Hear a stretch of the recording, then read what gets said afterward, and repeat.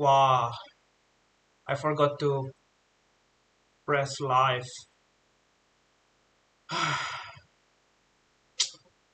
Yep, so I cleaned my room for nothing for like 30 minutes, but it's okay. So I still have much to clean. Uh, Here you can see my progress. Um, so it's quite clean now. So there was a lot of things in here, but now I have cleaned some of the tissue, some of the ear. How do you say when you clean your ear? This, um, yeah, earbuds. I don't know. There was a lot in the floor, and also there were a lot of books. I have put them in here. Um, so and I have prepared this um, to bring it to a laundry. That's I don't know what to do with all of these my clothing, but I don't quite use it now because it's small. It's getting smaller, and I'm getting bigger. Um,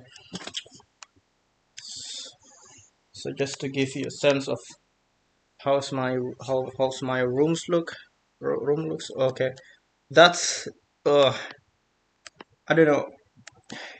That's my stuff. I haven't touched it since I moved here because I don't know where to put it. Like a whiteboard, and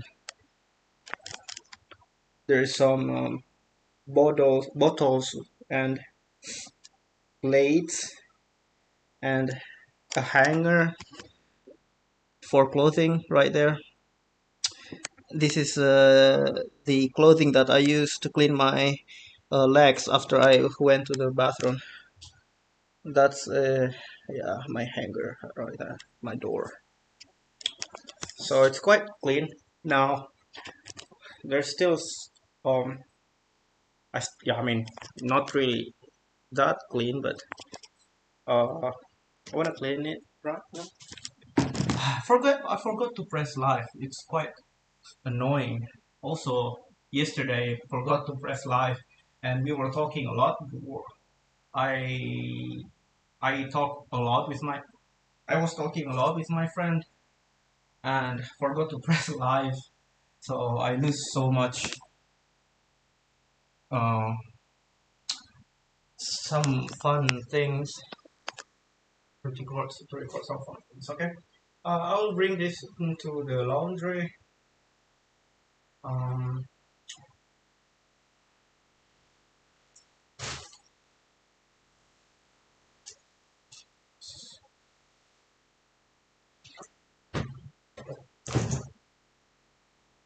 oh, look at this! There's some coffee or some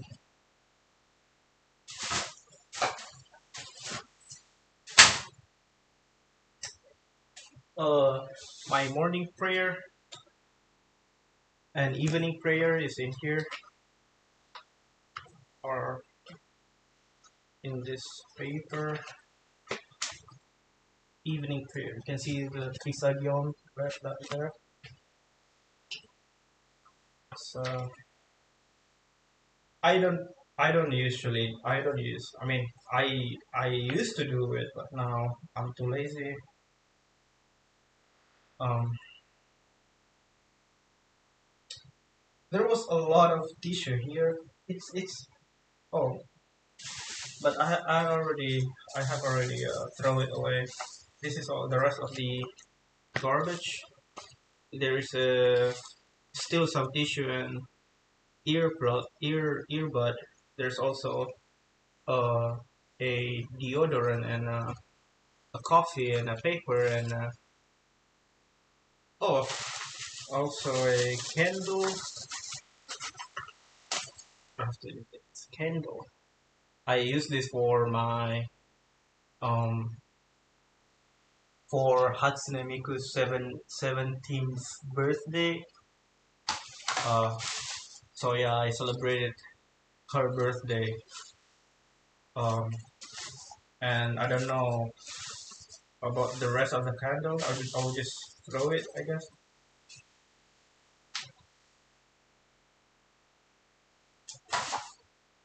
I don't know where to put all of these books. Um, my book racks is full.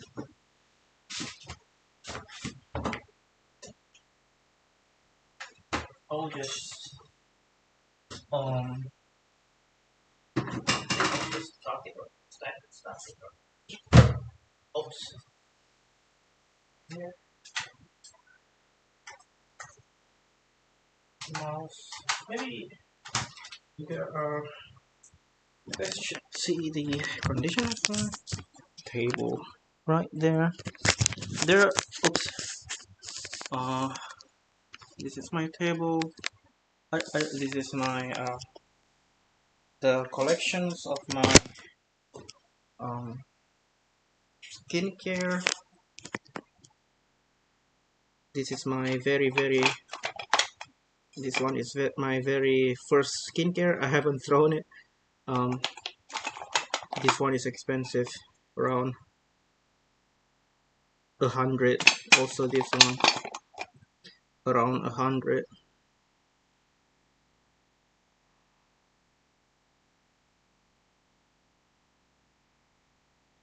Um, I also like this one. No, never mind. I don't like this. It's the white. The white cast is so strong. It's wild. I don't know if I feel bad to throw all of this. This is there's still some little uh, there's still a little left inside. Um,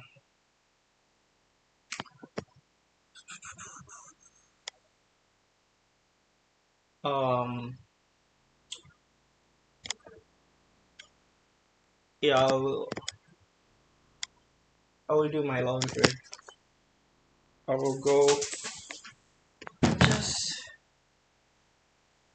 maybe I'll laundry this one.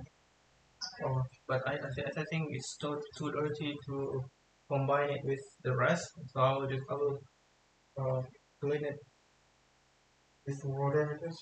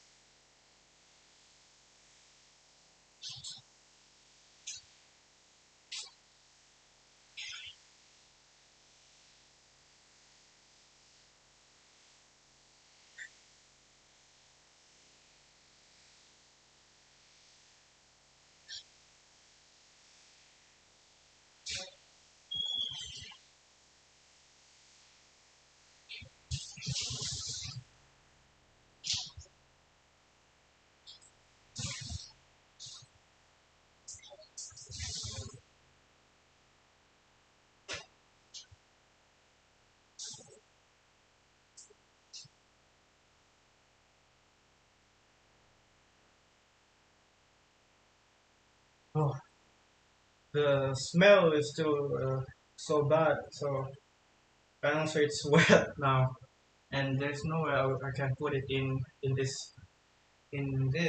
So so so smelly. Um, maybe I'll think I'll this is my clean clothing. I will throw it and then put put the dirty one in here. Yeah. So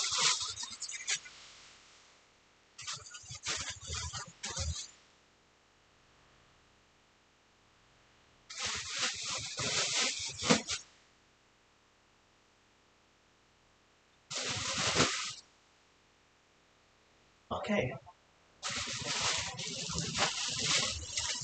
I will um I will go and yeah, just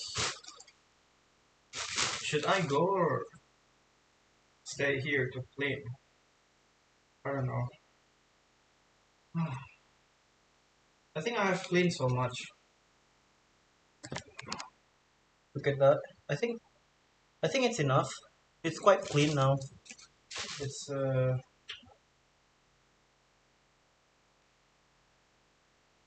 there's a lot of pennies. I don't know what where should I put them. Um, the pennies. It's coin. It's all over the floor. I don't know. I don't have any place to put them.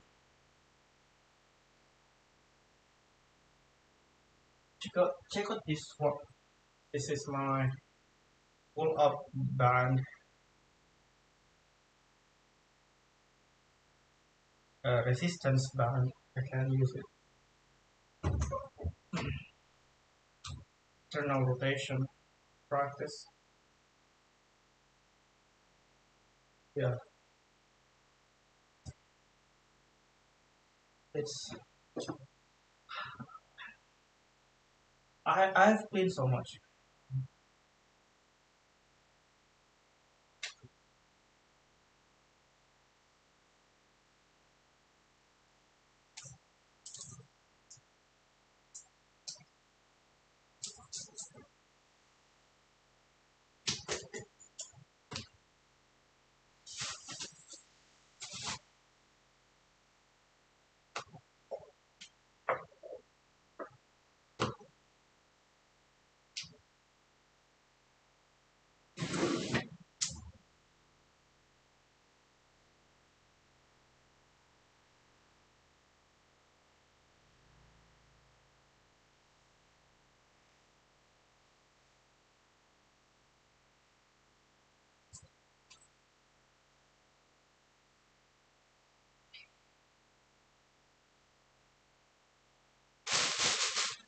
Yeah, I will go outside and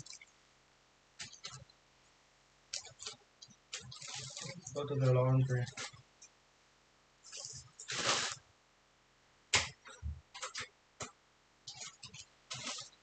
Where's my wine? What?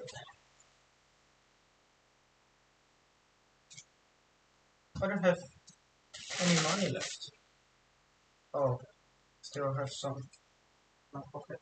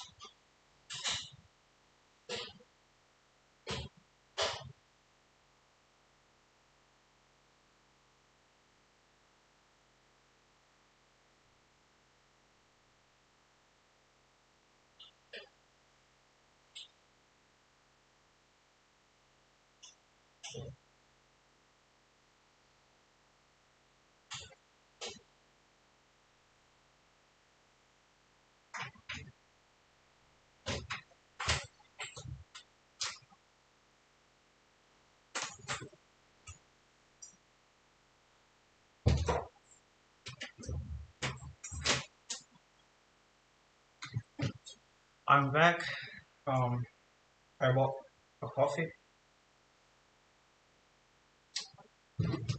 So I'll start with collecting this money with this.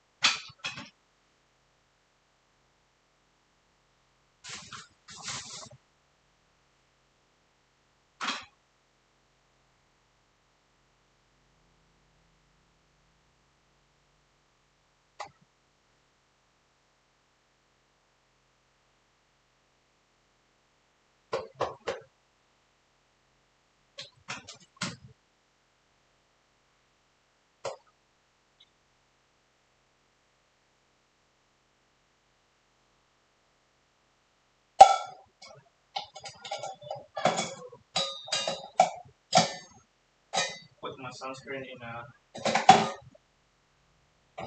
glass so that I know which one still has sunscreen in it. This one still has something. Has, it still has something inside. Put it right there.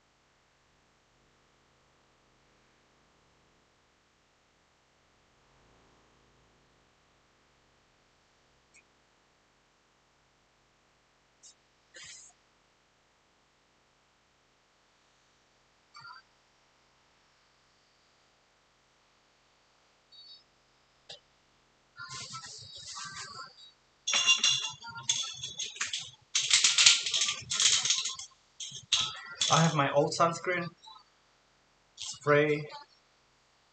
Nothing inside. You know what?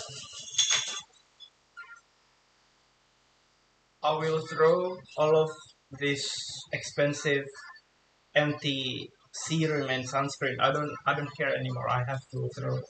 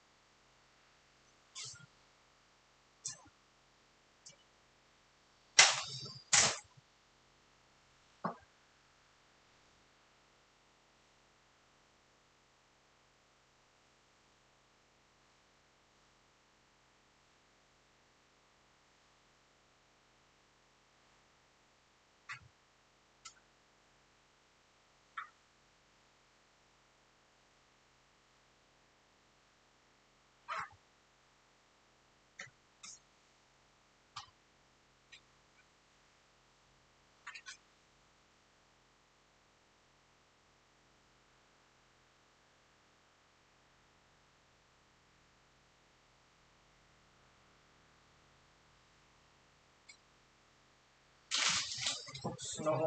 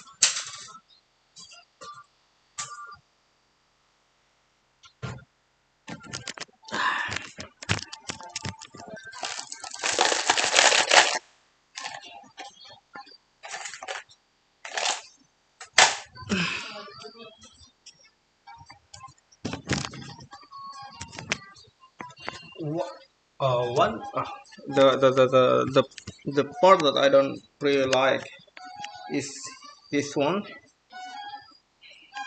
There are many stuffs inside of that bag, and I don't know where to put it. Like,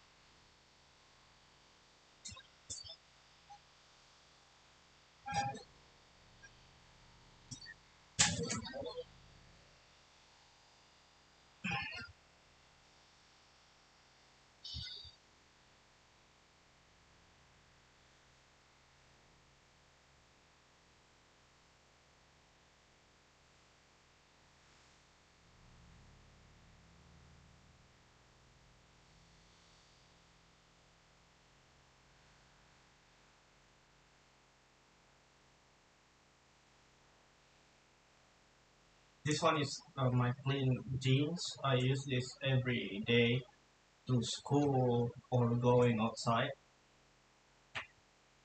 I have two jeans. The another one is it's it's broke. I mean, it's broken now. I'm not broken, but it's, what do you call it? There is hole in the jeans, two holes. So yeah, I don't have time to. So this one is actually new. I bought this maybe 2 days ago. I don't know. I forgot.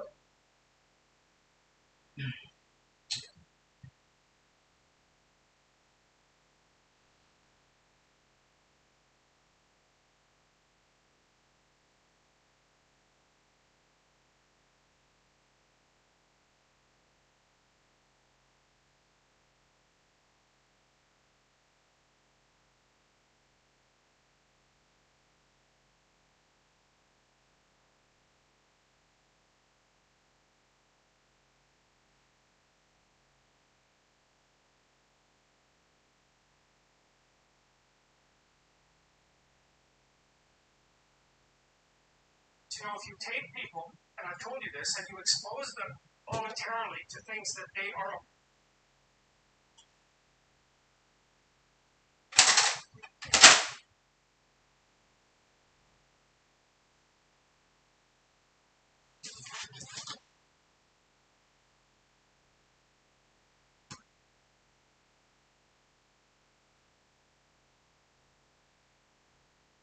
avoiding and are afraid of, or that they know they need to overcome in order to meet their goals, their self-defined goals.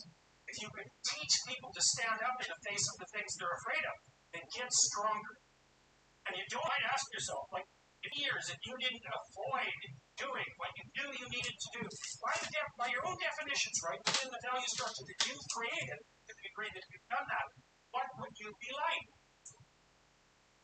Well, no, there are remarkable people who come into the world from time to time. There are people who do find out over decades-long periods what they could be like if they were who they were. They said if they spoke their being forward. And they get stronger and stronger and stronger. We don't know the limits to that. We do not know the limits to that. And so you could say, well, in part, perhaps the reason that you're suffering unbearably can be left at your feet because you're knowing everything you could be and you know it. And of course, that's a terrible thing to admit, and it's a terrible thing to consider. But there's real promise in it, right? Because it means that perhaps there's another way that you could look at the world and another way that you act in the world. So what it would reflect back to you would be much better than what it reflects back to you now. And then the second part of that is, well, imagine that many people did that, because we've done a lot as human beings. We've done a lot of remarkable things. And I've told you already, I think before, that today, for example, about 250,000 people will be lifted out of abject poverty, and about 300,000 people attached to the electrical power grid. We're lifting people out of poverty collectively at a faster rate that's ever occurred in the history of mankind by a huge I don't know margin. if I should And that's throw been it going on or keep it. quickly since the year 2000. The UN Oh, look at that, there are planned many to have poverty spiders. in 2000 and 2015, and it was Okay, I don't know. accomplished by 2013. I So there's inequality developing in many places, and you hear lots of political agitation about that. But overall, the tide is lifting everyone up, and that's a great thing. We have no idea how fast we can multiply that if people got their act together and really aimed at it. Because, my experience is with people that we're probably running at about 51% of our capacity. Something that you can think about this yourself. I often ask undergraduates how many hours a day you waste or how many hours a week you waste. The classic answer is something like 4 to 6 hours a day. Inefficient studying, watching things on YouTube that not only do you not want to watch, that you don't even care about, that make you feel horrible about watching after you're done. I think I should throw 4 it. hours right there. In 25 hours a week, it's 100 hours a month. That's 2.5 full work weeks. It's half a year of work weeks per year. And if your time is worth $20 an hour, which is a radical underestimate, it's probably more like 50 if you think about it in terms of deferred wages. If you're wasting 20 hours a week, you're wasting $50,000 a year. And you are doing that right now. And it's because you're young, wasting $50,000 a year is a way bigger catastrophe than it would be for me to waste it, because I'm not going to last nearly as long. And so if your life isn't everything it could be, you could ask yourself, well, what would happen if you just stopped wasting the opportunities that are in front of you? You'd be, who knows how much more efficient? 10 times more efficient. 20 times more efficient. That's the Pareto distribution. You have no idea how efficient people get. It's off the charts. Well, and if we all got our act together collectively, stop making things worse, because that's another thing people do all the time. Not only do they not do what they should to make things better, they actively attempt to make things worse because they're spiteful or resentful or arrogant or deceitful or homicidal or genocidal or all of those things all bundled together in an absolutely pathological package. If people stop really trying just to make things worse, we have no idea how much better they would get just because of that. So there's this weird dynamic that's part of the existential system of ideas between human vulnerability, social judgment, both of which are major causes of suffering, and the failure of individuals to adopt the responsibility that they know they should adopt. And that's the thing that's interesting too, is that another thing I've often asked my undergraduate classes is, there's this idea that people have a conscience. And you know what the conscience is. It's this feeling or voice you have in your head just before you do something that you know is stupid, telling you that probably you shouldn't do that stupid thing. You don't have to listen to it, strangely enough. But you go ahead exactly what the conscience told you was going to happen, inevitably happens, so that you feel even stupider about it than you would if it happened by accident.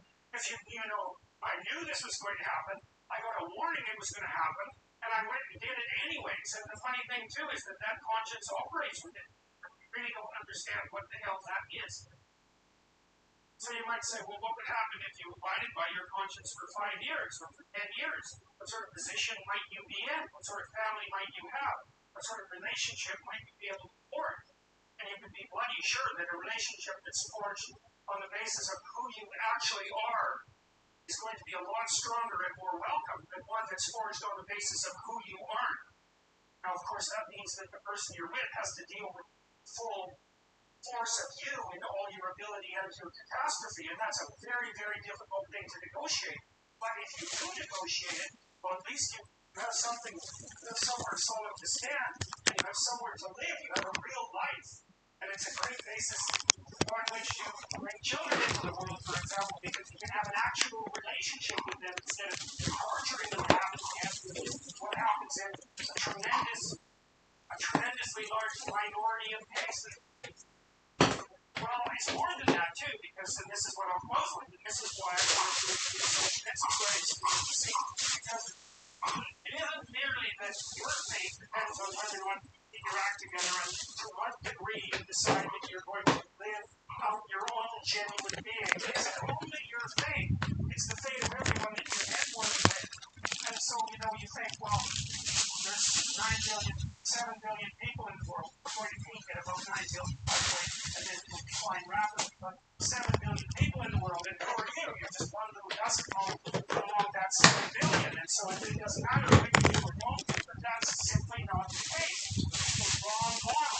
You're at the center of a network. You're a node in a network. That's even more true now that we're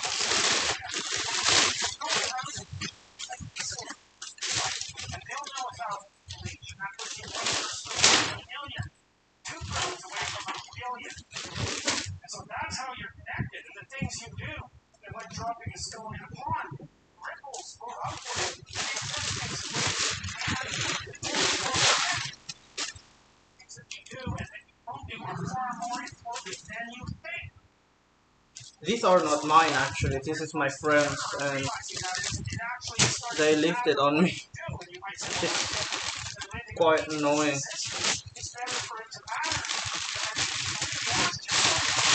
I'll put it over here. Nothing matters. Or in reverse it, and everything matters. But I have to take the responsibility that's associated with that. It's not so obvious that people can take the meaning of that. When you say, well, Nihilas suffer dreadfully because there's no meaning in their life, but these This one, the advantage is they have no responsibility. this one is my old fan. So that's the payoff, and I actually think that's when I was in when I was a freshman, it's actually broken. I mean, not broken. I mean, I can still use it, but the hinges is broken. One of the hinges, this one, it's technically I can still use it if I charge it. This one is quite disgusting. It's near the toilet. This is the toilet. Solzhenitsyn figured out, and so many people in the 20th century, it's not just him, even though he's the best example, is that if you live a pathological life, pathologize your society. And if enough people do that, it's hell. Ew. Really. And you can read the Gulag Archipelago if you have the fortitude to do that, and you'll see exactly what hell is like. And then you can decide if that's a place you'd like to visit, or even more importantly, if it's a place you'd like to visit and take all your family and friends. And that's what happened in the 20th century.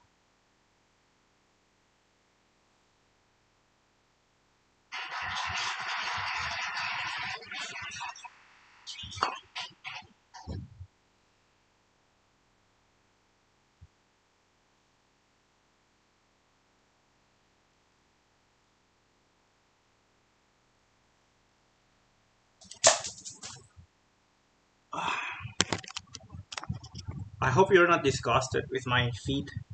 I'm sorry.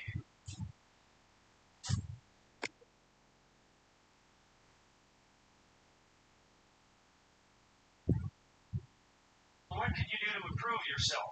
Well,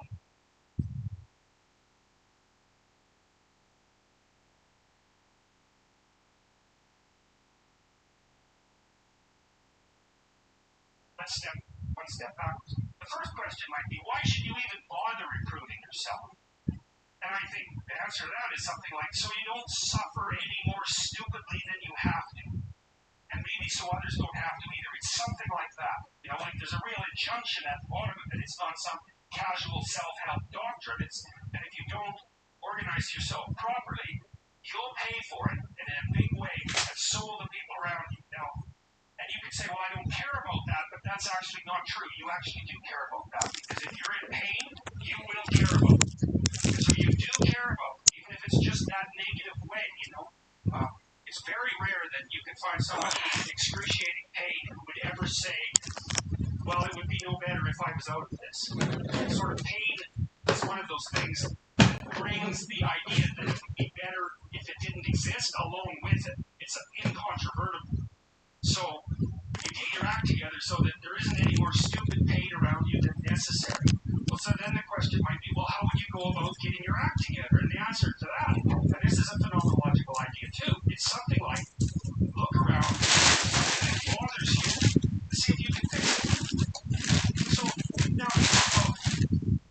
let's say you go into you do this in a room, it's quite fun. If you're sitting in a room, like in your bedroom, you can sit there and just sort of meditate on it and think, okay, if I want to do 10 minutes better, what would I have to do? And you have to ask yourself that, right? It's not a command, it's like a genuine question. The things will pop out in the room that you know you've like stack of papers over there that's kind of bugging you, and you know that maybe a little order there would be a good thing, and you know you haven't there's some rubbish behind your computer monitor that you haven't attended to for like 6 months, and the room would be slightly better, a little less dusty, and the cables weren't all tangled up the same way. And like if you allow yourself just to consider the expanse in which you exist at that moment, there'll be all sorts of things that'll pop out in it that you can just fix. And you know, I might say, well, if you were to see me for psychotherapy, this is not the easiest thing for us to do first, but just need to get you to organize your room. You think, well, is that psychotherapy? And the answer is, well, it depends on how you conceive the limits of your being. And I would say, start where you can start. You know, if something announces itself to you, it's just a strange way of thinking about it, as in need of repair that you could repair, then hey, fix it. If you fix 100 things like that, your life will be a lot better. I often tell people too, fix the things you repeat every day. I have a lot of noodles. This is trivial, right?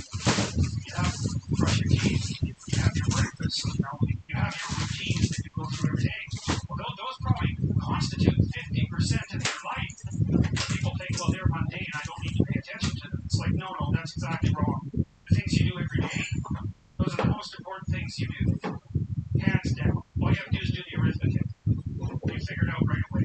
So, 100 adjustments to your broader domain of being, and there's a lot less rubbish around, there's a lot fewer traps for you to step into.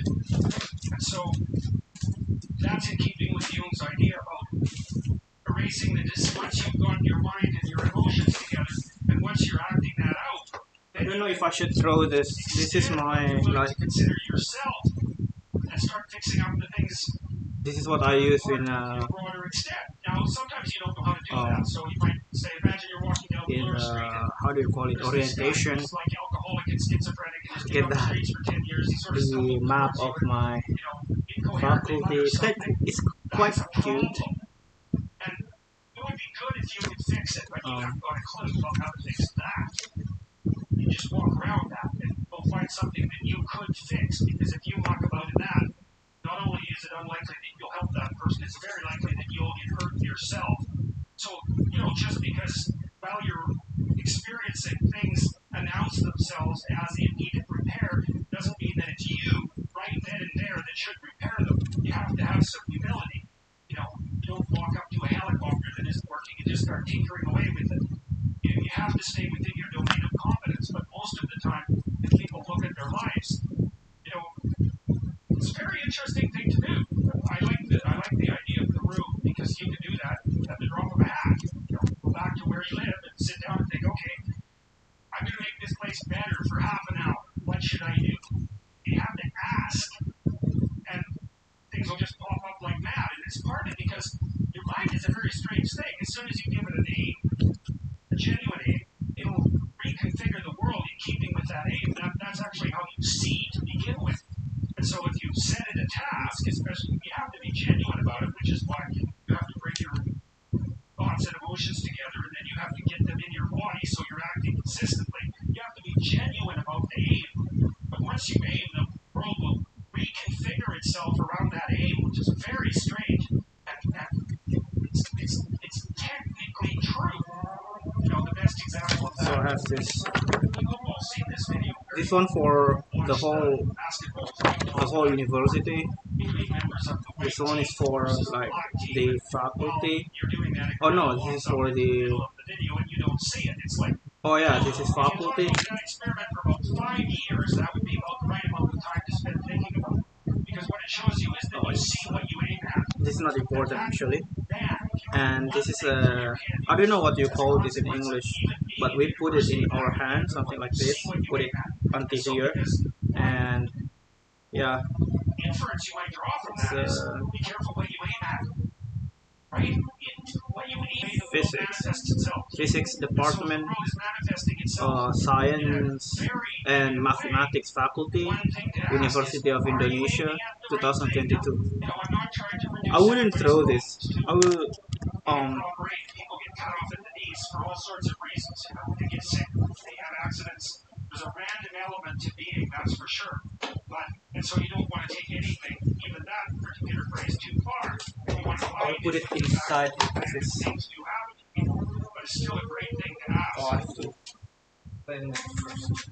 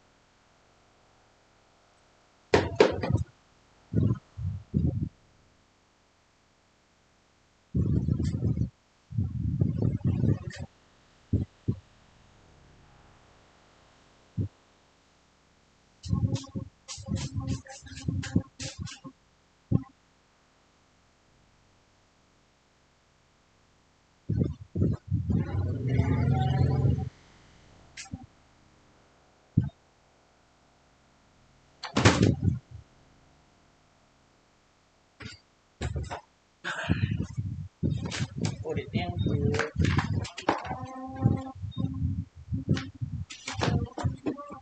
And I will put this in the previous location.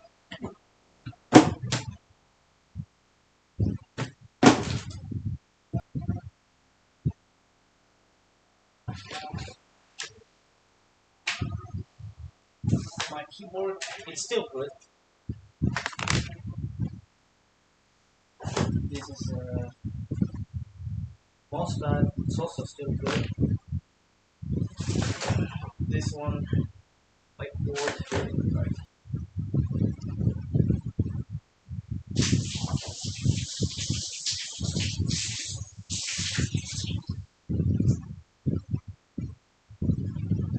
My fork.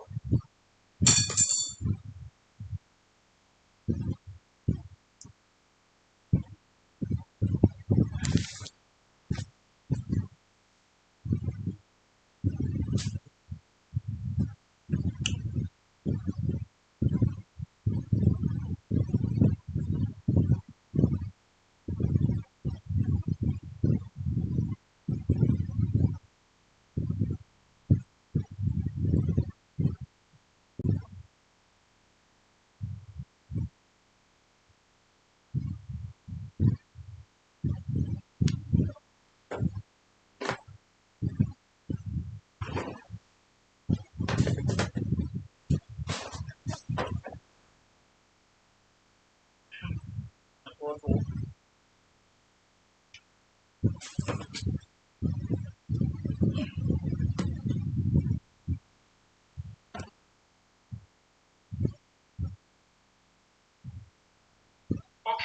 we're having a conversation.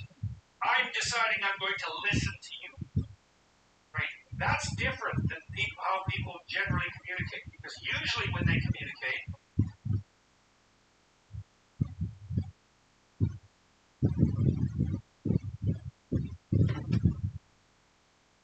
so you can lay one source of human suffering at the feet of tyrannical social structures, but the other element of it, clearly, is the mere fact of the arbitrariness of the natural world. You have a lifespan that's going to be counted in the number of decades that you can count on two hands. And that has nothing to do, technically, with the tyranny of the social structure. Now, you can say, if we got our act together more completely, perhaps This is fair enough. But the fact of the limits of your lifespan and the suffering that's necessarily a consequence of that, yet my friend gave this to me, and I haven't tried it, and I think it's bad now because it's leaking. There's some hole in it, I guess. So the inside is leaking, and it has been a long time. So I should throw it. It's from my friend is from Myanmar. Myanmar, yeah. So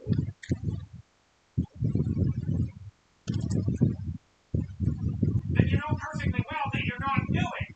And so if you stop doing unnecessary things that make your life bad, then it would prove to some degree that it's not really computable because you don't know how far you can push that. So there's three reasons why you suffer, and one is it's my earphone. It's broken actually, but I don't know. Maybe it can. I mean, maybe it's. Maybe I can still use it someday. I will just keep it for now.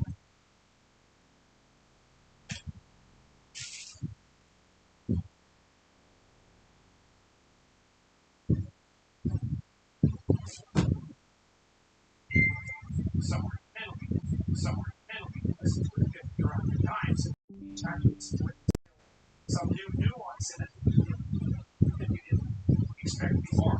And so you kind of want to set up your life like that. So that, and I think you see that the phenomenon of meaning manifests itself at the area, at the locale of optimal challenge. So if the thing, so one of the things, for example, I might say, well, let's say you want to Connection is so bad. say, well, they're remarkable goals, but they're too unattainable. You're just going to find it frustrating to pursue. It's going to be too punishing. And then we might say, well, here's a goal, and you think, well, I can do that, standing on my head. There's nothing to challenge. Both of those two extremes are going to make you in a state that isn't characterized by the optimization of engagement and meaning. One is too difficult, it's too punishing to the judge and nothing else. And the other is the ultimate reversal of others. It's like you can let out like. So then you calibrate and say, well, I'm up for a challenge at this level. I would recommend that. That's just like people do that. But it might want to estimate your character in detail and design what's going on at this level of analysis. That's pretty harsh. You can certainly continually. So that's more micro level. And I think what you do is you pick a level of retooling that optimizes your willingness to be engaged in. Okay. Anyway. What's so interesting about that is that I think is that you get the benefits of perfection, so to speak, while still being imperfect. The imperfect, your actual imperfection has nothing to do with it. I don't need it, I guess. What's relevant is the journey that you're undertaking to find the imperfection. So instead of aiming to be the entity without flaws, we're aiming to be the entity that continues to realize its flaws and overcome them. That's a game you can play forever. Don't take responsibility. You only take responsibility for things that you do accept. You say, well, this is fundamentally flawed because its fundamental nature is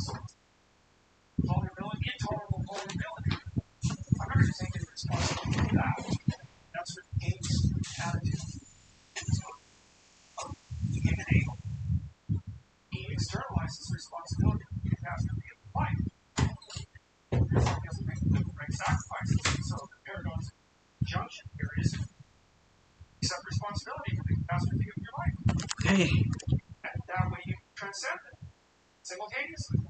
And there's an unbelievably hopeful message in there. And the message is you're actually strong enough to do that. You just don't know it. And you won't find out till you do it. You can't find out till you do it. But if you did it, find out that it's true. Passive risk is the ultimate risk. You have to be willing to live your life in order to find it. Exactly right. So that picture, when I started to understand that picture, every time I look at it, it just blows me away. Finally, it's clean. This part is clean now. Sophisticated set of ideas. Uh, But I don't think it's much different, really, than this idea. this is my friend's stuff. He gave it to me to keep it.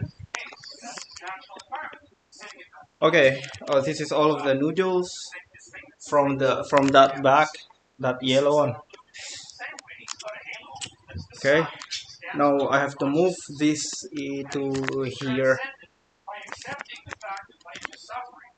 Okay, now I don't know where to put the laptop because that's occupied now.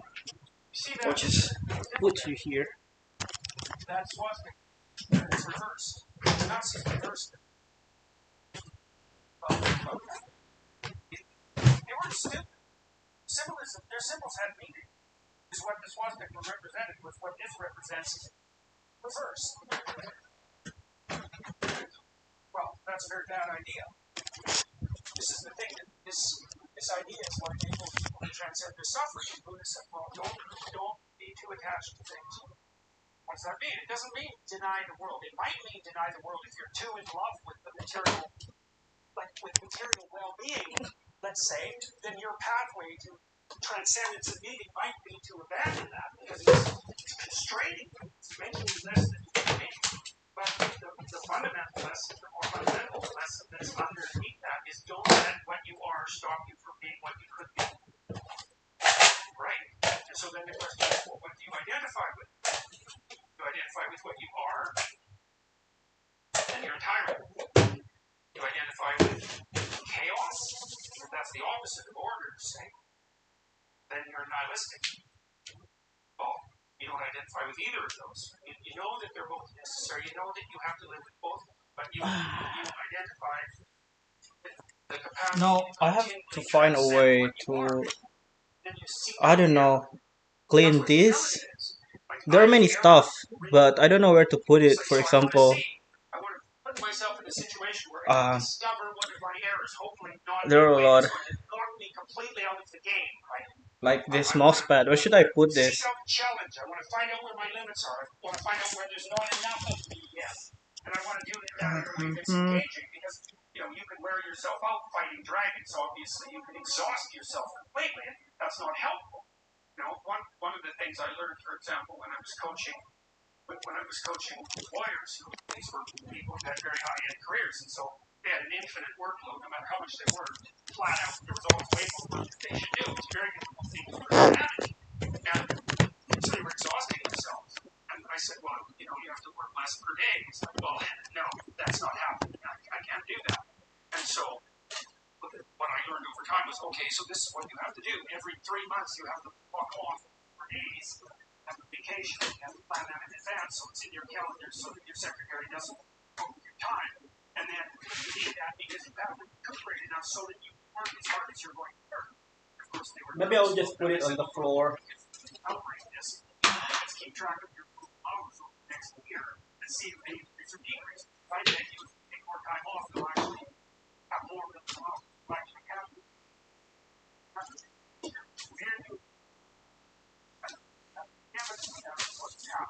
So that's a matter of calibrating your game properly. I'll throw this.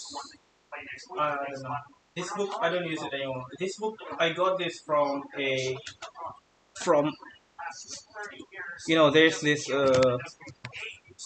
high school like Kumon thing. Do you know Kumon? So basically like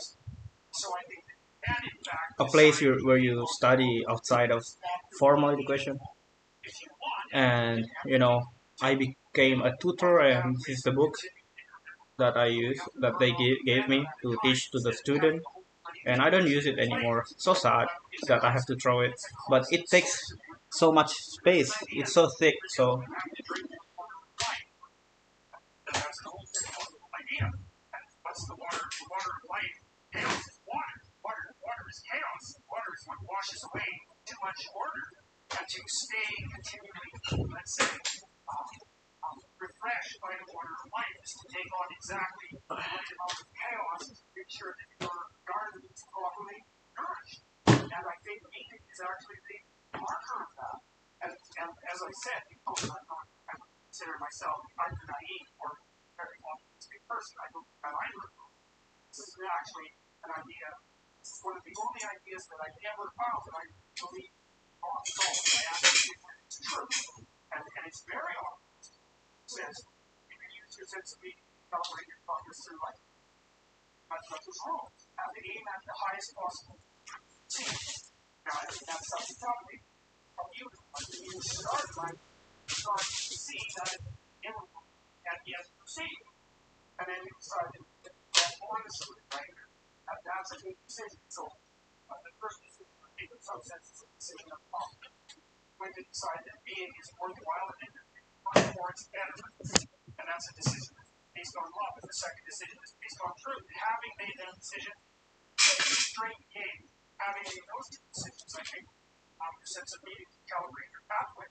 And then what's so interesting is that you hit a state that's as close to paradisal as you're going to hit right away, because being engaged like that, it's better to be engaged in the solution of a complex problem than not to have a problem at all.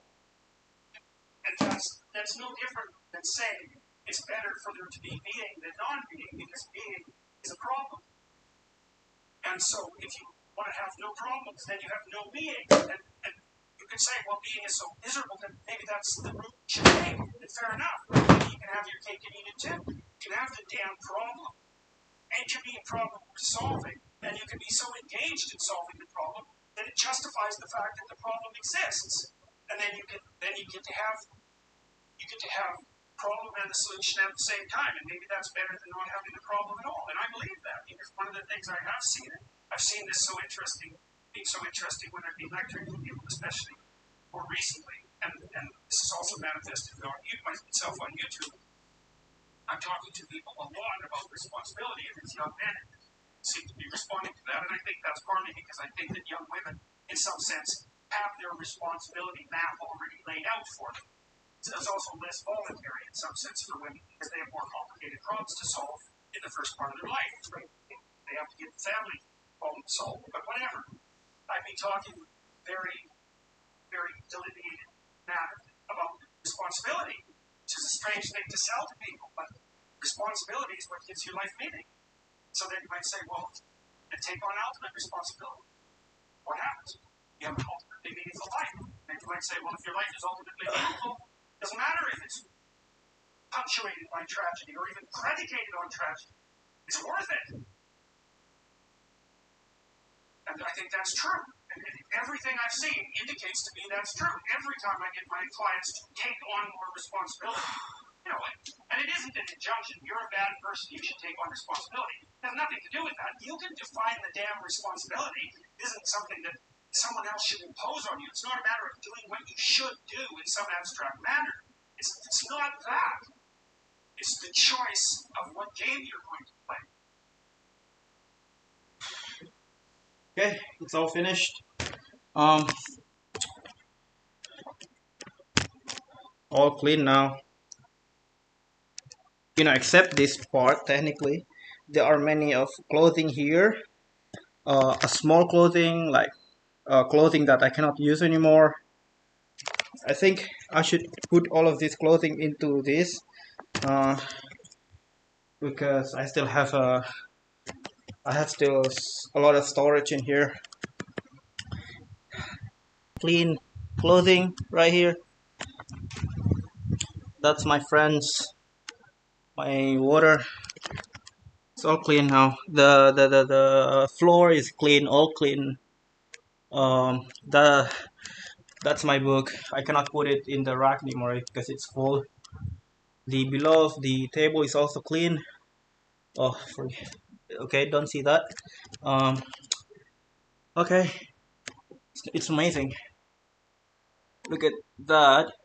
Well, the reason I didn't throw this because there's still some inside. Like I cannot throw. Yeah, my food. Actually, I eat outside. I don't cook anymore. I don't have the thing to cook because it's broke. So I don't know what to do with those noodles and stuff. Wow. The this part is kind of annoying, but there's nothing I can do with it because I don't know where to put this thing. Okay, that's it for today. Maybe I'll continue cleaning my room because my toilet, my there are a lot of like how do you call it, mold inside of my toilet. Can make a video about that, but or maybe not because it's disgusting. Who wants to see someone's toilet? Yeah.